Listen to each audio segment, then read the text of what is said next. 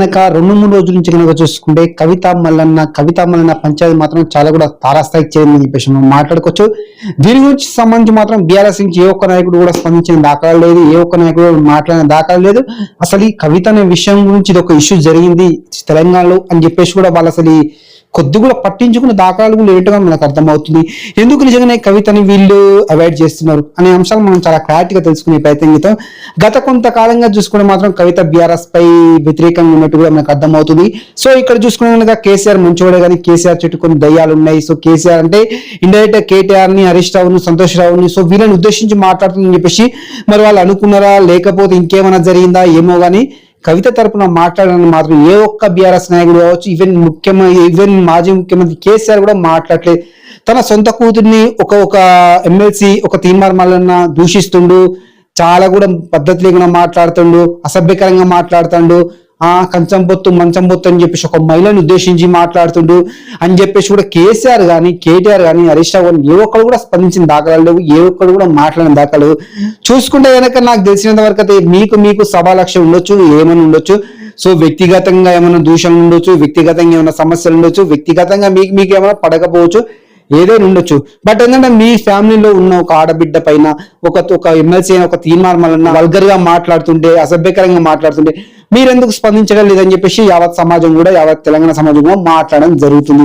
So నిజంగానే ఇప్పుడు జరిగింది, మీకు మనస్పర్ధలు ఉండొచ్చు, మన్ను ఉండొచ్చు, మశానం ఉండొచ్చు. ఇక్కడ మీ ఇంటి ఆడబిడ్డ సో ఆమె మీ బీఆర్ఎస్ పార్టీని వ్యతిరేకించిందా లేదా, సో లేక మన్ను మశానం దాని నుంచి మనం మాట్లాడడం అది కొద్దిసేపు పక్కన పెడదాం. ఇక్కడ ఏమైనా చూస్తుంటే మరి బీఆర్ఎస్ వాళ్ళు ఎందుకు సపోర్ట్ చేయట్లేదు, ఎందుకు స్పందించట్లేదు, అటు తీన్మార్ మల్లన్న సైడ్స్ మాట్లాడట్లేదు, ఇటు తీన్మార్ మల్లన్న తప్పనట్లేదు, ఇట్లా ఎట్ ది సేమ్ టైం కవిత కూడా తప్పనట్లేదు. మౌనంగా చూస్తారని చెప్పేసి మనం మాట్లాడుకోవచ్చు.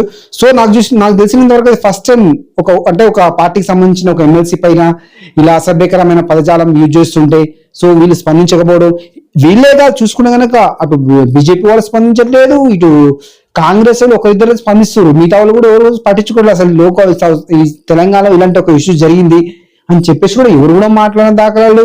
ఇంకా బీఆర్ఎస్ వాళ్ళు అయితే అసలు పాపారం కూడా మాట్లాడలేదు, లిటరల్ గా చూసుకుని అసలు నిజంగా అసలు ఎక్స్పెక్ట్ చేయలేదు.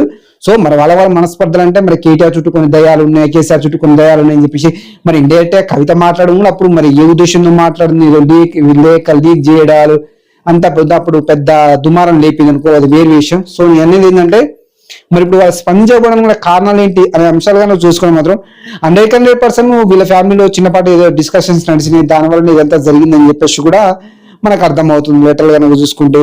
సో ఇది మాత్రం చూసుకుంటే మనం చాలా స్థాయి జరిగిందని చెప్పేసి మాట్లాడుకోవచ్చు. క్యూన్యూస్ ఆఫీస్ పై ఎందుకు దాడి చేసిరు, వాళ్ళు ఎందుకు దాడి చేసిరు అండ్ యాక్చువల్లీ వీళ్ళు ముందే క్యూన్యూస్ ఆఫీస్ కి ఒక రోజు ముందే దాడి చేస్తారని చెప్పేసి క్యూన్యూస్ ఆఫీస్ కి ఇన్ఫర్మేషన్ వెళ్ళిందని చెప్పేసి బయట వస్తున్న టాకు. అంటే కవిత క్యూన్యూస్ ఆఫీస్ పై ఈ పలానా రోజు దాడి చేస్తుంది, ఈ పలానా టైంకి దాడి చేస్తుంది, సో మనం ఏ విధంగానే అలర్ట్ ఉండాలా, సో కవిత దాడిని తిప్పికొట్టాలని చెప్పేసి తీన్మార్ మల్లన్న అనుకొని ముందు జాగ్రత్త చర్యలు కొంతమంది మనుషులు పెట్టించేసి కొట్టిపించేసిండు అని చెప్పేసి కూడా బయట కొంతమంది టాక్ వస్తుంది.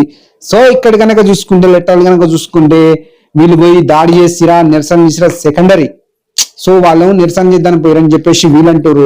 తీన్మార్ మల్లన్న సంబంధించిన వాళ్ళు ఏమంటారు, మాపై అత్యాయత్నం చేస్తారు, సో మమ్మల్ని అది చేస్తారు ఇది చేస్తారు, మాపై దాడి చేస్తారు, పెద్ద పెద్ద రాడ్లు పట్టుకొచ్చారు అని చెప్పేసి తీన్మార్ మల్లన్నకు సంబంధించిన వాళ్ళు మాట్లాడుతారు.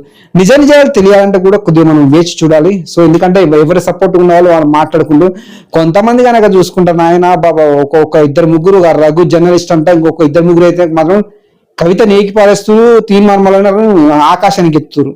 ఎవరైనా రఘు జర్నలిస్ట్ ఇంకొక ఇద్దరు ముగ్గురు ఉన్నారు, ఇక మిగతా వాళ్ళు మాత్రం 100% మళ్ళీ కవిత న్యూట్రల్ గా చెప్తున్నారు. కవిత సైడ్ సపోర్ట్ చేయట్లే, plus Teenmar Mallanna side support చేయట్లే. ఒకరిద్దరు మాత్రం పక్కా మల్లన్నకే డబ్బా కొట్టుతున్నారు అని చెప్పేసి మనం మాట్లాడుకోవచ్చు. మరి వీళ్ళు కనుక చూసుకుంటే ఇవాళ తీన్మార్ మల్లన్న పై దాడి జరిగింది, మన మహాన్యూస్ పై దాడి జరిగింది, సో రేపొద్దున మాపై కూడా దాడి జరుగుద్దా అని చెప్పేసి వాళ్ళు భయపడుతురా లేకపోతే ఏమైతే కూడా తెలియదు. మనకు టీఆర్టీవీ తిరుపతి మాట్లాడుతుందిగా అన్న నెక్స్ట్ మరి రఘు జర్నలిస్ట్ టార్గెట్ ఉండు, నెక్స్ట్ మరి మీపై దాడి జరిగే అవకాశం ఉందంటే నాపై కూడా రెక్కి నిర్వహించారు, సో దాడి చేస్తామనుకున్నారు కానీ దాడి చేయలేదు, సో మీకన్నా మీ నాన్నే బెటర్ అమ్మా అని చెప్పేసి కూడా మాట్లాడడం జరుగుతుంది. సో ఇప్పుడు ఎవరిపై దాడి చేయాల్సినంత అవసరం లేదు. లిటరల్ గా చూసుకుంటే నిన్న చూసుకుంటే తీన్మార్ మల్లన్నపై దాడి చేయాల్సిన అవసరం లేదు, ఏం లేదు. సో వాళ్ళు నిరసన వ్యక్తం చేయొచ్చు, లేకపోతే ఇంకేమైనా చేయొచ్చు, లీగల్ కూడా వెళ్ళొచ్చు. మరి ఇప్పుడు రఘు జర్నలిస్ట్ ఎందుకు భయపడుతుండు, సో నాపై కూడా దాడి చేస్తారంటే 100% దాడి చేయాల్సినంత అవసరం లేదు. మీరు న్యూట్రల్ గా న్యూస్ చెప్పండి. కాంగ్రెస్ వాడు తప్పు చేస్తే కాంగ్రెస్ వాడు తప్పు చేసిందని చెప్పండి. కవిత తప్పు చేస్తే కవిత చెప్పింది, బీఆర్ఎస్ వాడు తప్పు చేస్తే బీఆర్ఎస్ వాడు తప్పు చేసింది చెప్పండి, సరిపోతుంది, అయిపోతుంది. ఇటాని కావచ్చు, కవితను కావచ్చు, కేసీఆర్ కూడా కావచ్చు, బాగా టార్గెట్ చేయడం జరుగుతుంది మరి రఘు జనరేషన్ పర్సన్. మరి ఎందుకో మరి ఈ మధ్య కూడా కొద్దిగా అంటే కేసీఆర్ పాజిటివ్ మాట్లాడగా రేవంత్ రెడ్డిని చేసిన తప్పును కొద్దిగా ఎత్తి చూపుతుండు అని చెప్పేసి మనం మాట్లాడుతూ మరి న్యూట్రల్ గా మాట్లాడడానికి ప్రయత్నం చేస్తుండు. బట్ నేను న్యూట్రల్ గా మాట్లాడలేకపోతున్నాను.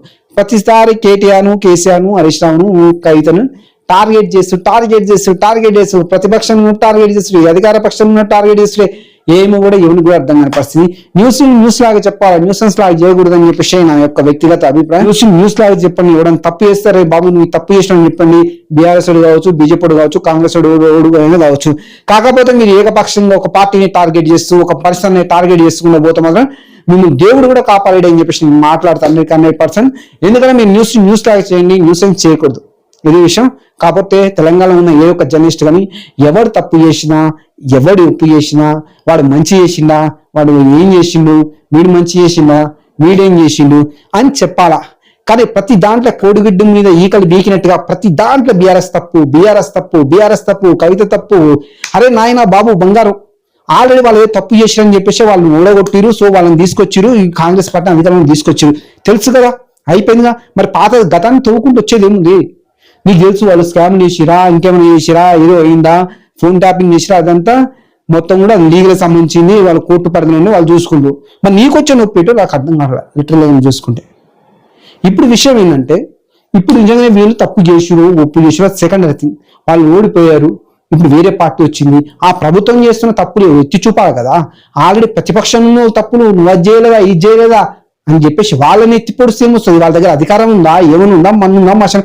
సరే వాళ్ళు తప్పు చేసిరు అనుకున్నాం, వాళ్ళు తప్పు చేసిరు కాబట్టి వాళ్ళని ప్రజలు వాళ్ళకి అధికారం లేకుండా వాళ్ళని బయట పంపించేసారు, అధికారం ఉంచారు, వాళ్ళకి కుర్చీ ఇవ్వలేదు.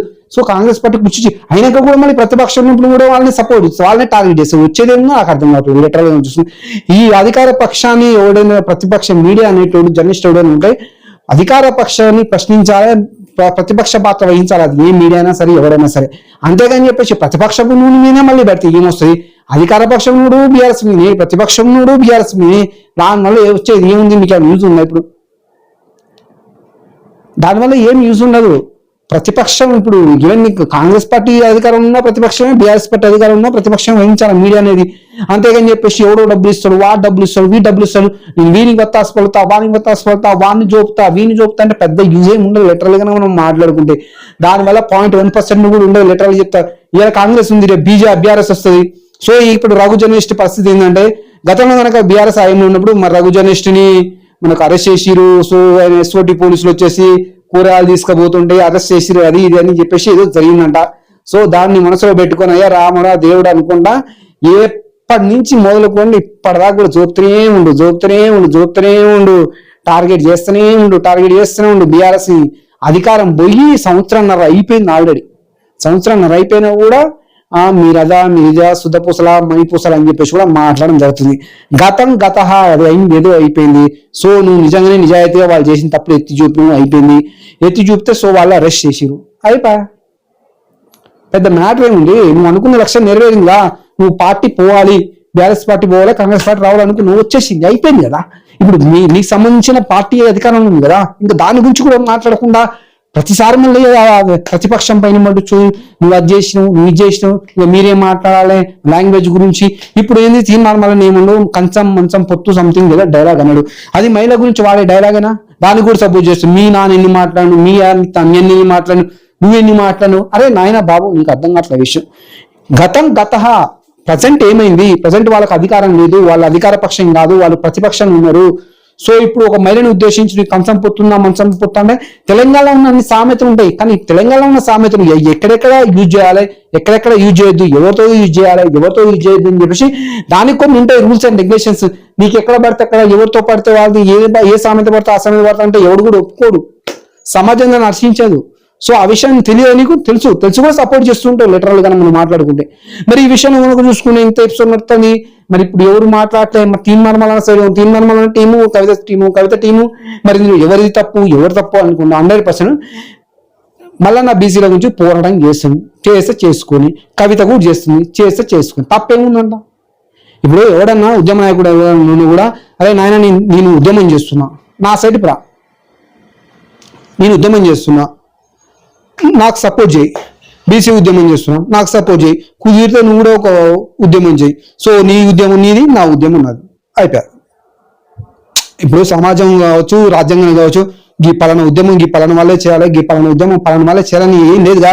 మన తెలంగాణ స్టేట్ వచ్చింది ఎగ్జాంపుల్ చెప్తున్నా. ఇప్పుడు కేసీఆర్ నిరాదీక్ష చేసిండు, విద్యార్థులు, ఉద్యమకారులు, కవులు, కళాకారులు అందరూ ఇప్పుడు కేసీఆర్ అనేటోడు వెలమ సామాజిక వర్గానికి చెందిడు, సో మీ అందరం మేము వేరే బీసీ సామాజిక వర్గానికి చెందిన, మేము ఎస్సీ సామాజిక వర్గానికి చెందిన, మేము ఎస్టీ సామాజిక వర్గానికి చెందిన, సో మేమెందుకు సపోర్ట్ చేసుకోవడం ఎవడు అనలే కదా. అందరు సపోర్ట్ చేసిరు, తెలంగాణ రాష్ట్రం తెచ్చుకున్నారు. అక్కడ ఎవరికి కుల విభేదాలు మత విభేదాలు ఏం లేవు, అందరం మన తెలంగాణ మన తెలంగాణ మన తెలంగాణ అని చెప్పేసి తెచ్చుకున్నాం. దీని గురించి కొంతమంది రాజకీయ నాయకులకు సంబంధించిన కొంతమంది పచ్చ మీడియా పిచ్చి మీడియా ఏం వస్తుంది, తెలంగాణ ఏమైనా బీఆర్ఎస్ జాగిరా, తెలంగాణ బీఆర్ఎస్ జాగిరా, తెలంగాణ కేసీఆర్ జాగిరా, ఆంధ్ర మీడియాపై దాడులు చేస్తారా? తెలంగాణ బీఆర్ఎస్ జాగిరని తెలంగాణ బీఆర్ఎస్ వాళ్ళు ఎక్కడ చెప్పుకునే దాఖలు లేవు. మీరే గుచ్చి గుచ్చి గుచ్చి గుచ్చి కేటీఆర్ని టార్గెట్ చేసి ఆ ఫోన్ ట్యాపింగ్ విషయం చూసుకుంటాను కదా బాబు, అస్సలు దారుణంగా దారుణంగా తమ్ముళ్ళు అది కొంతమంది హీరోయిన్స్ ని నైట్ రమ్మన్నాడు, అది చేసామండు ఇది చేయమండు, నువ్వు నాతో రాకుంటే నీ వీడియో లీక్ చేస్తా, నీ ఆడియో లీక్ చేస్తా అని. అసలు సిట్టు పరిధిలో ఉంది, కోర్టు పరిధిలో ఉంది, వాళ్ళేం హింస చేయలేదు, వాళ్ళేమో ప్రెస్ నోట్ ఏమీ లేదు. వీళ్ళు పిచ్చి పిచ్చి రాతలు రాతి ఒకటి మనోభావాలు దెబ్బతిన్నాం, ఒకరిని డిఫేమ్ చేద్దామని చెప్పేసి విచ్చలవిడిగా పిచ్చి పిచ్చి రాతలు రాస్తే అదే నా జర్నలిజం అంటే. ఇప్పుడు జర్నలిస్ట్ పని ఏంటంటే, ఇప్పుడు సపోజ్ కేటీఆర్ ఫోన్ ట్యాపింగ్ జరుగుతుంది, ఉదాహరణకు ఫోన్ ట్యాపింగ్ జరుగుతుంది ఏంటి, సో చూపెట్టాలా ఇట్లా ఇట్లా మనకు కేటీఆర్ ఇట్లా ఫోన్ ట్యాపింగ్ చేసిందని చెప్పేసి కొంతమంది మహిళలు కంప్లైంట్ చేశారు, కొంతమంది రాజకీయ నాయకులు కంప్లైంట్ చేశారు, సో వాళ్ళు కంప్లైంట్ చేశారు, వీళ్ళు కంప్లైంట్ చేశారు, సో ఇది సిట్ నుంచి వచ్చింది, సో ఇది ఆడియో రికార్డు, సో ఇది అది అది అది ఎవడు కూడా చెప్పలేదు, అది ఎక్కడ కూడా రికార్డు లేదు.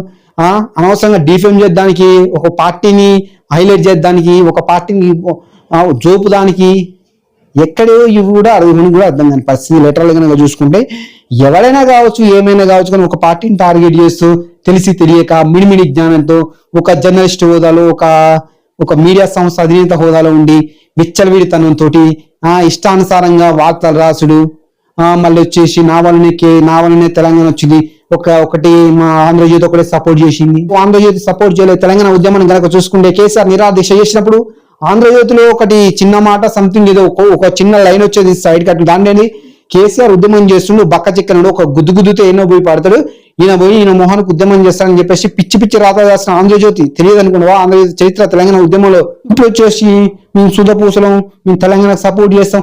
తెలంగాణ ఏ ఇష్యూస్ కనబడదు, రైతుల ఆత్మహత్యలు కనబడవు, రైతు బంధు కనబడదు, రైతు బీమా కనబడదు, కళ్యాణ లక్ష్మి కనబడదు, షాదీ ముబారక్ కనబడదు, ఏది కనబడదు, ఏ న్యూస్ రాదు. నువ్వంటే కేటీఆర్ టార్గెట్ చేయాలా, కేసీఆర్ టార్గెట్ చేయాలా, హరీష్ టార్గెట్ చేయాలా? ఆ మహా న్యూస్ అయితే మరీ దారుణంగా చూసుకుంటారు కదా, ఎంత దారుణం అంటే దారుణం అయిపోయింది.